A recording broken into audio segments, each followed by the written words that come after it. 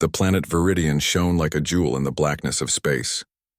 Its cities glittered beneath transparent domes, and the green forests stretched far beyond the colonists' eyes. It was a peaceful place, a place where humanity had built a new life among the stars. Scientists worked in labs that hovered above the planet's surface. Engineers crafted machines that mined the planet's minerals efficiently. Children laughed in parks, unaware that their world was about to change forever.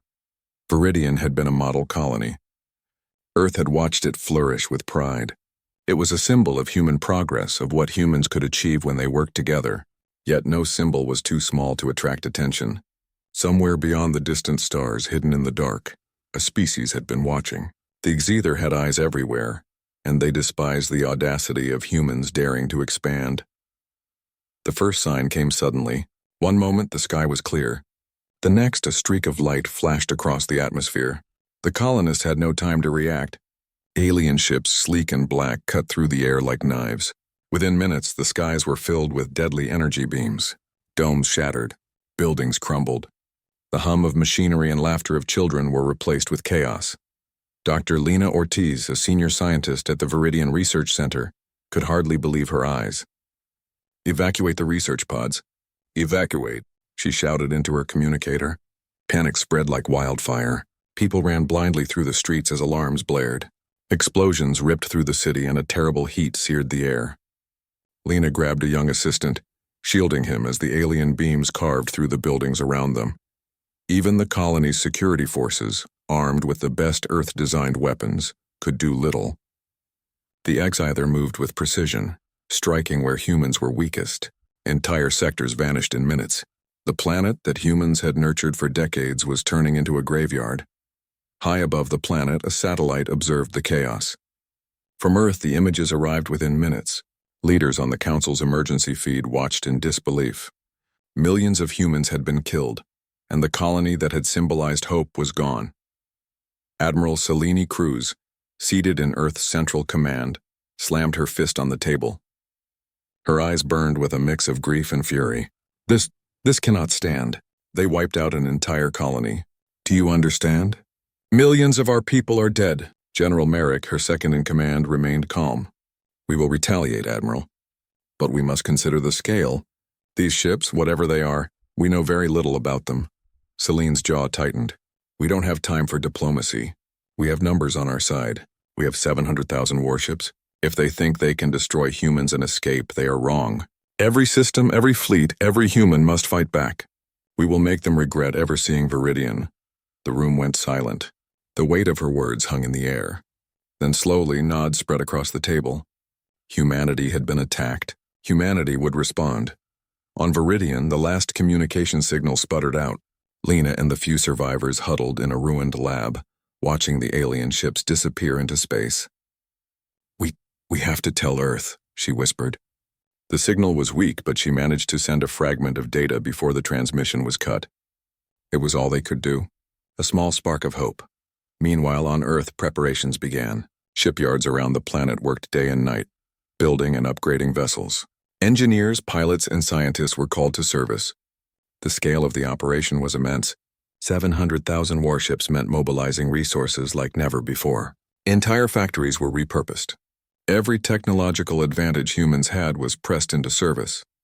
Captain Rian Malik, a young pilot known for his daring in previous skirmishes at the edge of human space, watched the ships being deployed. His eyes reflected the lights of the assembly yards, a sea of vessels that stretched beyond the horizon. "This is it," he said to his co-pilot. "We're going to take back what's ours." The co-pilot, a veteran named Hana Cho, nodded. "And more. We're going to show them why humans survive where others fail. We're smart, fast, and unpredictable. That's why we're dangerous." Admiral Cruz personally oversaw the fleet's launch. She knew the cost. Millions of humans would fight and die. But humanity's survival demanded action. "Every ship in formation," she commanded. "Every pilot, every crew member, remember this. They chose to attack us. They chose to erase Viridian. Now they will face humanity's wrath." As the fleet rose from Earth's surface, the planet's blue oceans glimmered below. Humanity's might was on full display. 700,000 warships, bristling with weapons, shields, and advanced technology, spread out like a wave of steel and fire. Even as they left Earth's orbit, Dr. Tessa Kwan, the scientist behind a new neural disruptor weapon, monitored data streams.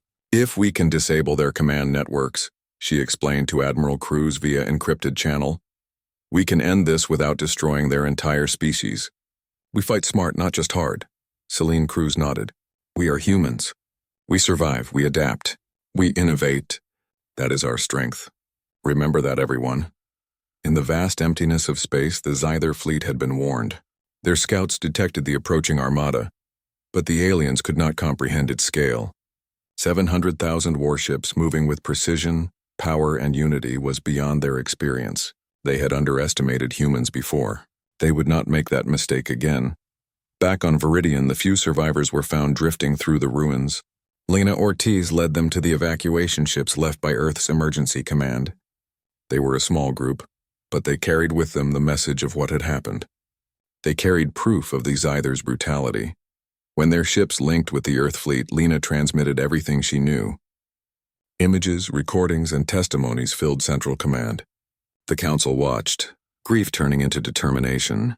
Humanity had been tested, and now it would respond with a force unlike any the galaxy had seen. As the warships traveled through jump gates toward the Xyther systems, every human on board understood the stakes. This was not just a mission of revenge, it was a testament to what humans could do when united. No species had ever faced such a fleet. None could predict the ingenuity, courage, and unpredictability of humans when their homes were threatened. Captain Malik looked out at the stars. They think they can scare us. They think they can destroy what we've built. They have no idea who they're dealing with. Hanacho smiled grimly. Then they'll learn. And it won't be easy, but it will be quick. Humans don't forgive. Humans don't forget. And humans fight back. Admiral Cruz's voice echoed across the fleet's communication channels. Remember Viridian. Remember why we fight. For every life lost, we strike with tenfold strength. We are humanity. And no one destroys our colonies without paying the price. The stars stretched endlessly ahead. The humans surged forward, a tidal wave of technology, courage, and determination. The galaxy had taken notice. Something ancient and powerful stirred in the void. Something that would remind every species that humans were not just survivors. They were a force to be reckoned with. The spark of fury had been lit, and soon it would become a wildfire. Earth's orbital shipyards shone under the glare of the sun, a hive of activity that never slept. Across the planet, millions of humans worked in unison, building, repairing, and upgrading the greatest fleet humanity had ever assembled. 700,000 warships were being prepared for the mission of revenge. Each ship was a marvel of human engineering, bristling with weapons, shields, and advanced systems designed to overwhelm any enemy. Admiral Celine Cruz moved among the command centers, her expression calm but determined. She watched as fleet coordinators plotted courses through the stars. Logistics officers ensured fuel and ammunition were distributed efficiently, and engineers worked on final tweaks to the weapon systems. Every detail mattered. This is more than a fleet, Celine said to General Merrick, who had joined her in the control room. This is humanity's will in motion. Every person, every ship, every decision must reflect that. Merrick nodded. And the enemy? What do we know about the Xyther? Celine shook her head. Very little. They attack quickly, decisively, and without mercy. They may have advanced technology, but they are rigid. They follow patterns. Humans adapt. That will be our advantage. Meanwhile, on the shipyard's massive docks, Captain Rian Malik inspected his fighter squadron. Young pilots, barely out of training, were running simulations, practicing maneuvers that would test even the limits of human skill. Malik watched as a group of cadets executed a perfect formation run, dodging simulated enemy fire with uncanny precision. You see that? He said to Hanacho, his co-pilot and mentor. That's why we're different. They think speed and size matter. But humans have imagination. Humans improvise. That is what will win this war. Hana smiled. And courage, she added. Never forget courage. Dr. Tessa Kwan worked in her lab, surrounded by consoles and holographic displays. Her latest invention, a neural disruptor weapon, was designed to interfere with the Xyther's command systems. Unlike traditional weapons, it didn't destroy planets or armies. It made the enemy incapable of coordinating attacks, turning the tide without unnecessary bloodshed. This could end the war before it begins, Tessa said to her assistant. a young engineer named Leon. "We don't have to destroy their species. We just have to make them realize humans cannot be defeated." As the fleet prepared for launch, communication channels buzzed with messages. Families of soldiers sent final words of encouragement. Engineers shared last-minute adjustments to ship systems. Scientists reported on intelligence gathered about the Exither. The human spirit was visible in every message, calm, determined, and unyielding. On the command bridge of the flagship Intrepid, Admiral Cruz gathered her senior officers. "We leave in 24 hours, she said. "Our first target is their scouting network near Viridian's sector. We strike fast, hard, and precise. No hesitation, no doubt. Humanity's strength is not just in our numbers, it is in our minds, our courage, and our unity." Captain Malik leaned forward. "The pilots are ready, Admiral. The fighters can hit targets even the Exither consider unreachable. Our unpredictability will be our weapon." Celine nodded. "Good, and Dr. Kwan, your neural disruptor?" "Fully operational," Tessa replied. "It can disable their command systems in seconds, but it's a delicate weapon. We must be precise. Overuse could cause chaos in the galaxy." The night before launch, Ryan Malik walked through the hangar bays, watching his pilots prepare.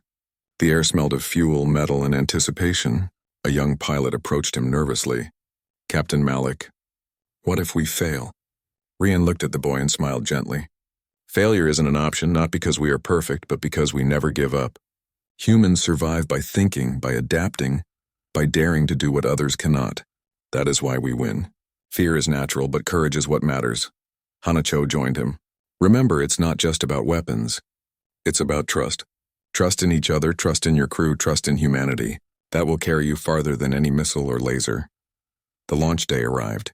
From every port, ship, and station, humans streamed into their vessels. 700,000 warships moved as one, a tidal wave of power and precision. Orbital sensors captured the fleet's formation. A human-made constellation of strength, impossible to ignore. Admiral Cruz stood on the Intrepid's bridge, her eyes fixed on the stars ahead. "Engage jump sequence," she commanded. "For Viridian. For humanity." The fleet leapt through space faster than light, each ship following precise coordinates. Within minutes, they emerged near the edge of the Xither sector. Scout drones detected faint signals, alien ships moving in patterns, searching for signs of human activity. "Enemy contacts detected," the fleet commander reported. "They're trying to locate our main force," Celine smiled. "Let them search. We will show them humans are never where they expect us to be. Prepare attack formations." Ryan Malik's fighter squadron took the lead, weaving through the void with grace and precision. They tested the Swither patrols, hitting and disappearing before the aliens could respond. Every maneuver was a message. Humans are unpredictable, humans are dangerous, humans are coming. In the central command of the fleet, Dr. Tessa Kwan activated the neural disruptor. Her hands moved over the controls like a pianist playing a symphony. The device sent a pulse toward these Swither patrols, scrambling their communications and causing confusion in their ranks. Ships stopped in mid-flight, signals overlapped, and command chains faltered. "Admiral, the disruptor is working," Tessa said. "Their coordination is collapsing." Celine nodded. "Good, prepare for the next phase. Strike hard, strike fast, and keep them off balance." The humans moved in waves, coordinating attacks that the Xither could not predict. Each fleet division had a different objective. Some targeted patrol ships, others disabled satellites, and a few blocked reinforcements from arriving. The alien forces were strong, but they were rigid. Humans exploited that weakness at every turn. Captain Malik led a daring strike against a Xither destroyer, weaving through beams of energy and returning fire with precise bursts from his squadron. Hanacho, flying alongside him, engaged enemy fighters with expert skill. Together, they disabled the ship's engines and forced it to surrender without unnecessary destruction. Across the fleet, similar victories occurred. Humans had lost no ships yet, and their ingenuity had given them a decisive edge. They were relentless but disciplined, proving why humanity's reputation in the galaxy was rising.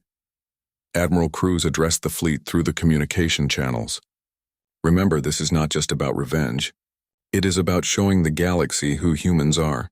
We fight with courage, intelligence, and precision. Let every action reflect our strength and our honor. Humanity does not bow. Humanity does not break. Humanity survives." As night fell over the Gither system, the humans continued their advance. Scouts reported additional enemy forces approaching. But the fleet remained confident. They had tested the Scyther's responses, identified weaknesses, and prepared for the battles ahead. On one of the forward ships, Ryan Malik reflected on the mission. "We're doing what no one thought possible. We're small against the galaxy, yet together we're unstoppable." Hanacho looked at him and nodded. "That's the power of being human.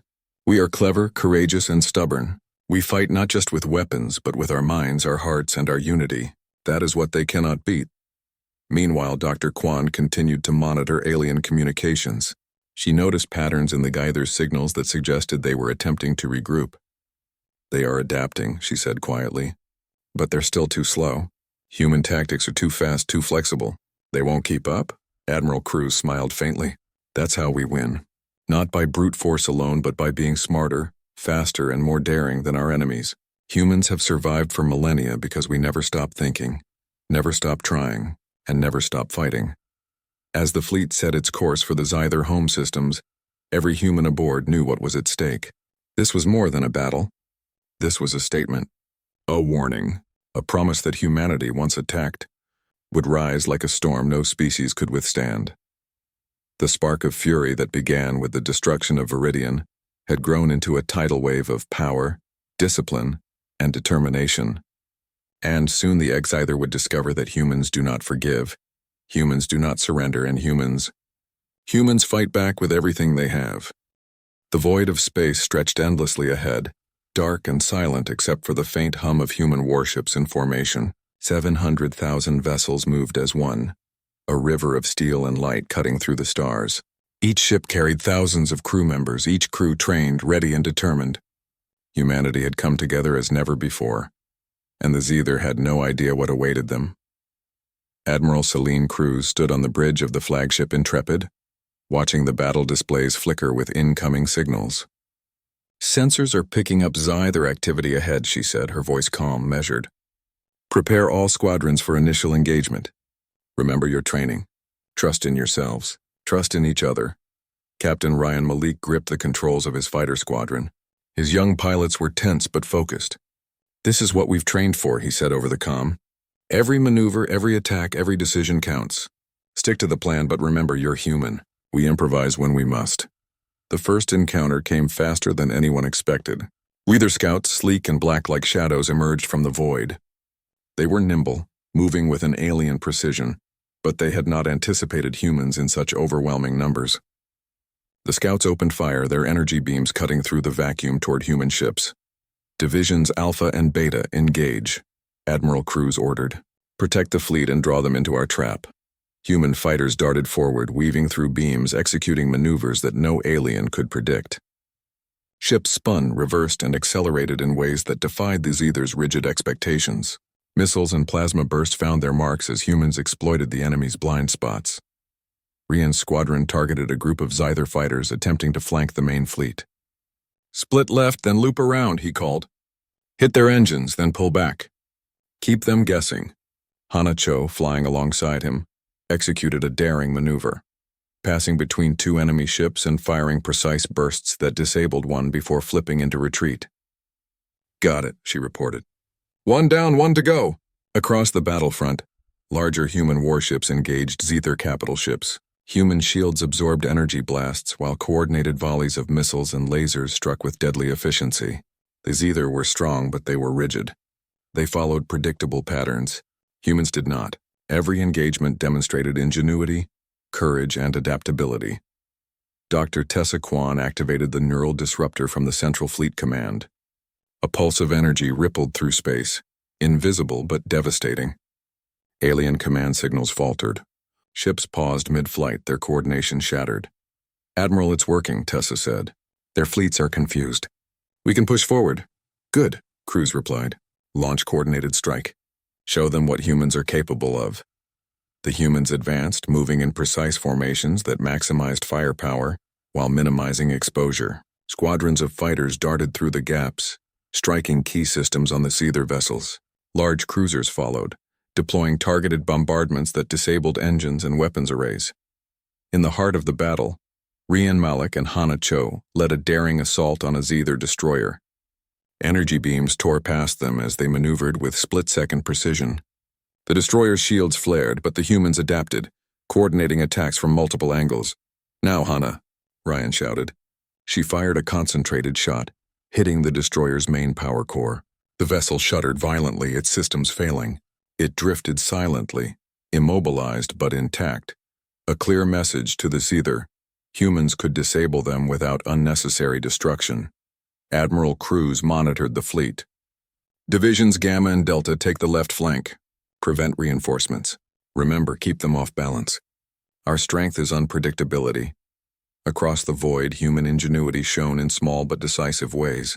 A team of engineers aboard the cruiser Resolve modified their ship's energy cannons in real time, converting defensive shields into concentrated attacks. Another ship deployed drones that mimicked Scyther fighters, confusing the enemy and drawing fire away from human squadrons. The Scyther, for all their advanced technology, began to falter. Their formations broke. Their ships collided in confusion. Some tried to retreat, but human pursuit was relentless. The very qualities that had made humans underestimated, creativity, adaptability, and boldness, now became the weapons that turned the battle in their favor. In the midst of chaos, Ryan spotted an enemy commander ship, larger and more heavily armed than any other. Its presence coordinated the remaining Scyther forces. "Target that ship," he said to Hana. "It's their brain. Take it down and the rest will fall apart." Hana nodded. "Copy that." "But it's heavily shielded," Ryan's mind raced. "We improvise. Split the squadron, half distract, half attack the weak points. Stick to the plan, but remember what we've learned. Humans adapt." The squadron moved with precision, baiting the Scyther commander ship into overextending its defenses. Missiles and laser bursts struck simultaneously from multiple angles. Ryan's fighter dodged a massive energy beam, slipping through a narrow gap in the shield to deliver a critical hit to the ship's engines.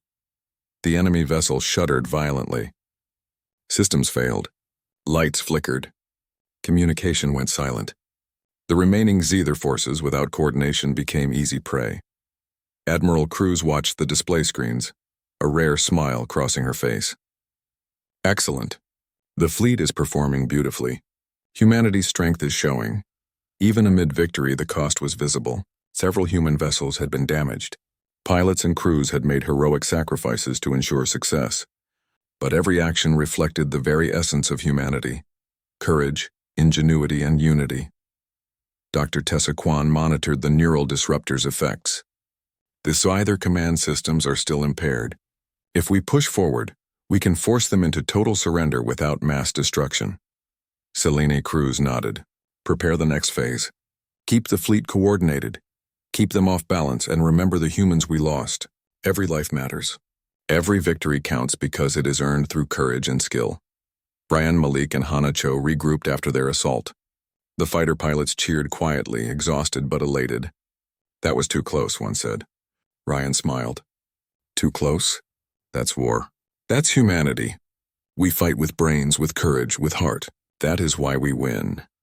As the fleet continued through the Scyther sector, they discovered more alien reinforcements. The battle was far from over, but the humans had sent a clear message. They were not just survivors. They were a force unmatched in creativity, strategy, and unity. Even the Scyther began to take notice. Their rigid patterns, once their strength, had become a weakness. Every attack humans executed revealed unpredictability. Every maneuver demonstrated intelligence, and every small victory inspired the next. On the bridge of the Intrepid, Admiral Cruz addressed the fleet. "Today we have proven that humans are not to be underestimated. We have adapted. We have survived. We have shown courage in the face of overwhelming odds. Remember, this is only the beginning. The galaxy will learn that humanity does not bow, does not break, and does not surrender." Dr. Tessa Kwan observed the alien fleet's chaos. "Their command is fragmented.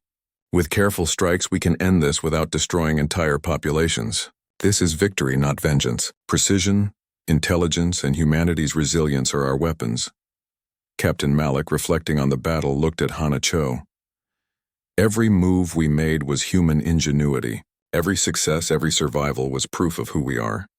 They attacked Viridian, thinking humans were weak. They were wrong. And they will learn soon enough that humans fight back harder than anyone could imagine." The stars stretched endlessly before the human fleet, filled with both danger and opportunity. The clash of titans had begun, and humanity had proven that, in the vast expanse of space, courage, intelligence, and adaptability could turn the tide even against seemingly invincible enemies. The Scyther would not forget this day, and humanity would not stop until justice was served, every colony avenged and every life remembered. The Scyther home system loomed ahead, a dark network of planets orbiting a red sun. The human fleet, massive and disciplined, approached with calculated precision. After the first battles, the aliens had regrouped, but humans had learned their weaknesses. Predictable patterns, overconfidence, and a lack of adaptability made the Scyther vulnerable. Humanity was about to exploit that. Admiral Selene Cruz stood on the bridge of the flagship Intrepid, her eyes scanning the display. Every Scyther patrol, every formation, every movement was analyzed and recorded. "They are reorganizing," she said, "but they are still too slow. Prepare divisions for orbital assault. We hit key systems first. Defenses, communications, and command hubs. Precision, not destruction." Captain Rian Malik leaned against the control console. "We've learned their behavior," he said. "They react to fear, to confusion, to threats they don't understand. If we can keep them off balance, we can dismantle their defenses without massive fighting." Hana Cho adjusted the targeting feed. "And our pilots are ready. They've adapted faster than the Scyther ever expected. This is what humans do. We think, we improvise, and we act." The first strike wave moved in. Fighter squadrons darted between planets, weaving through asteroid belts and dodging energy beams. Humans had discovered that the Scyther's planetary defenses relied on predictable firing patterns. Using that knowledge, they exploited gaps in the energy grids, slipping through without sustaining losses. Ryan's squadron targeted a surface cannon array on the first Scyther planet. "Keep tight formation," he said. "We move as one, hit the weak points, and get out." Precision, not chaos. The attack was flawless. Beams struck critical points, disabling the array. A few alien ships attempted to intercept, but humans adapted mid-flight, splitting formations and weaving through enemy fire. The Scyther's confusion grew. Communication breakdowns, misfires, and hesitation allowed humans to advance further than ever before. Meanwhile, Admiral Cruz coordinated the larger fleet. Cruisers, battleships, and carriers moved to intercept reinforcements. Human drones, disguised as alien fighters, disrupted patrols and drew enemy fire. Engineers aboard the Resolve continuously adapted ship systems, converting shields into energy cannons and upgrading weapons in real time. Divisions Alpha and Beta, "Flank left and hold the perimeter," Cruz commanded. Divisions Gamma and Delta moved toward the command hub. "Dr. Kwan, prepare the neural disruptor. Timing is critical." In the central command of the fleet, Dr. Tessa Kwan monitored alien signals. "Their command network is still fragile. Once we strike the hub, their fleets will collapse without coordinated resistance." Ryan and Hana led a daring strike against a Scyther cruiser protecting the command hub. They maneuvered through concentrated fire, dodging beams and missiles. "Focus on weak points," Ryan shouted. "Hit the engines, not the hull." Hana's precise shots disabled the engines. The cruiser drifted helplessly. Its weapons were offline, leaving the path to the command hub open. Ryan's squadron relayed the information back to the fleet. "Path clear. Strike now." Admiral Cruz activated the neural disruptor. A silent pulse spread across the Scyther system, scrambling communications and breaking command chains. Ships drifted, weapon systems misfired, and confusion spread like wildfire. The alien fleets were paralyzed, unable to coordinate even basic maneuvers. "Excellent," Cruz said. "Now divisions advance. Precision, speed, and coordination. Show them humanity's power." The human fleet moved in a perfect symphony. Every action had purpose. Fighters struck weak points. Cruisers targeted energy nodes. Carriers deployed squads to disable planetary defenses. Humans had combined strategy, technology, and adaptability in ways no enemy could anticipate. Even the Scyther who survived the initial attacks were disoriented. Their leaders attempted to issue commands, but messages conflicted. Ships collided. Missiles struck friendly vessels. Panic spread. Humans had turned the tide not by sheer destruction, but by exploiting intelligence, precision, and creativity. Rian Malik led a small squadron directly to the Scyther command ship. Energy beams tore past them, but humans reacted faster, weaving and dodging with unmatched skill. "We're close," Ryan yelled. Keep steady. One coordinated strike and it's over. Hanacho fired a concentrated blast at the ship's neural core, a critical system controlling fleet communication. Lights flickered. Systems failed. The command ship shuddered and went silent. Without its guidance, the remaining Xether ships drifted helplessly, their coordination destroyed. Admiral Cruz smiled. Divisions maintain position. Sweep the sector and secure all points. The Xether command is down. They cannot resist us effectively now. Dr. Kwan's voice came over the comm. Their fleets are paralyzed. This is the perfect moment to disable their planetary defenses and secure the system. Humans have outsmarted them completely. The fleet executed carefully planned maneuvers, disabling energy grids and weapon platforms on multiple planets. Humans had learned to fight smarter, not just harder. The Xether forces, powerful but inflexible, could not match human ingenuity. Rian and Hana, exhausted but exhilarated, regrouped above the main Xether planet. We've done it, Ryan said. The command is gone, the fleets are paralyzed. Humanity's tactic worked, Hana nodded. But this is just the beginning. We need to secure the planet and ensure the Xether cannot regroup. Precision and discipline. That's what wins wars. Admiral Cruz addressed the fleet. Today, humans have achieved what no one thought possible. We have outmaneuvered an advanced enemy, using courage, intelligence, and unity. Remember the tactics that brought us victory, and remember those we lost. Humanity's strength lies in our minds, our hearts, and our unity. We do not surrender, we do not bow, and we do not forget. Across the system, Xether ships attempted to flee, but humans anticipated their movements. Fighters intercepted escape pods, disabled engines, and ensured the alien forces could not regroup. Every move was calculated, precise, and executed with courage. Rian reflected on the battle. They underestimated us. Every human on these ships, every pilot, every engineer, every soldier contributed. That's why we win. Not just strength, but strategy, courage, and heart. Dr. Kwan monitored alien signals one last time. The command systems are down. The fleets are paralyzed. If we act carefully, we can end this without destroying the entire planet. Humans win, but we can maintain our honor. Admiral Cruz's eyes glimmered with pride. This is humanity. Brave, clever, and resilient. These either believed they could defeat us. They were wrong. Humanity survives because we adapt, we innovate, and we fight with courage when it matters most. The human fleet took control of the system, securing key positions and disabling any remaining resistance. Humans had not only won the battle, they had demonstrated what made them unique: adaptability, ingenuity, courage, and unity. Above the Xether homeworld, Captain Malik and Hana Cho watched the stars. This is what it means to be human, Ryan said quietly. We survive. We think, we fight. And when we are attacked, we rise stronger than ever. Hana smiled. And the galaxy will remember that. Humans don't just survive, they prevail. Every colony, every life lost, every battle fought teaches us. And humanity is unstoppable when united. Admiral Cruz prepared for the next phase. While the battle had been won, the humans were not complacent.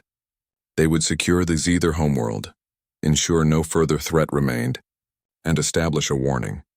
Humanity may be peaceful, but when attacked, humans rise with unstoppable force. The stars stretched endlessly before the fleet. The humans had proven their power, their ingenuity, and their courage. The turning point had been reached. The Xether could no longer coordinate, could no longer resist effectively. And humanity, united and relentless, had shown why they survived and why no enemy should ever underestimate them. The galaxy would never forget this day. The humans of Earth and their colonies had acted not only with strength, but with intelligence, precision, and honor. The tide had turned, and the future belonged to those who dared, adapted, and fought with unyielding courage. The Xether homeworld lay ahead, a planet of jagged landscapes and crimson skies. The human fleet, vast and precise, had already crippled the alien command network. Remaining Xether ships drifted aimlessly, their communications silenced, their defenses fractured. Humanity had proven its superiority not just in strength, but in strategy, courage, and unity. Admiral Celine Cruz stood on the bridge of the flagship Intrepid, her eyes scanning the vast display of the planet below. Even now she spoke calmly, her voice resolute. This is the final phase. Secure the planet. Disable their weapons. Prevent further attacks. Humanity does not destroy without reason, but we do not allow threats to survive. Captain Rian Malik and his squadron readied their fighters. They had been at the forefront of every strike, testing enemy weaknesses and daring maneuvers no other pilots would attempt. "This is it," Ryan said, tightening his grip on the controls. "One last mission. Let's finish this clean and precise." Hanacho adjusted the targeting systems. "Remember, precision over destruction. Disable, don't annihilate. That's what separates us from them." Dr. Tessaquan monitored the alien planet from orbit. "I've mapped every energy source, every command hub, every defensive installation. If we strike in sequence, we can secure the planet in hours, not days, and will preserve life where possible." The first wave of human fighters descended to the planet. Moving in tight formations, they disabled anti-orbital cannons and communication towers. Energy beams flared against shields, but humans had adapted to every pattern. The Zether had once thought their homeworld untouchable. Humans proved them wrong. Rian led a daring assault on the primary energy hub controlling the planet's defense grid. "Cover me!" he shouted to his squadron. Missiles and lasers tore past them, yet the squadron moved with precision. The energy hub faltered under concentrated attacks. Lights flickered. Weapon systems powered down. Above, Admiral crews coordinated the fleet's orbital strikes. Cruisers and carriers fired with calculated force, targeting supply stations and weapon depots. Drones mimicked Zither ships, drawing out enemy fire while human pilots struck critical nodes.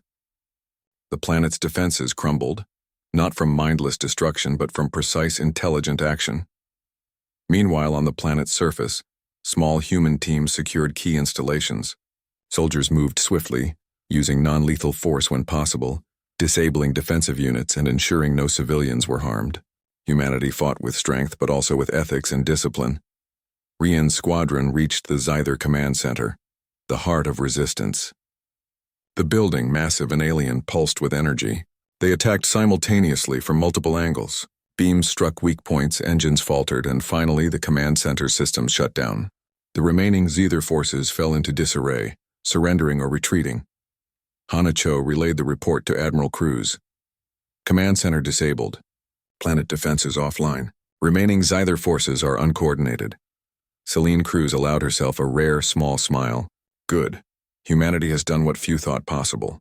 We've won, but we have done it without unnecessary destruction. That is what makes us human. Strength without ethics is meaningless." Dr. Tessaquan monitored the neural disruptor one final time. The pulse maintained a controlled effect, ensuring that no command systems could regroup while avoiding collateral damage. The planet is secure. The Zither cannot retaliate effectively. Victory is complete.